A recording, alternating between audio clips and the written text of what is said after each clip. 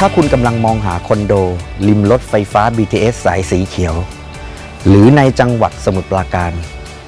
ต้องคอนโดแมงมุมเท่านั้นคอนโดแมงมุมเราเชี่ยวชาญเรื่องคอนโด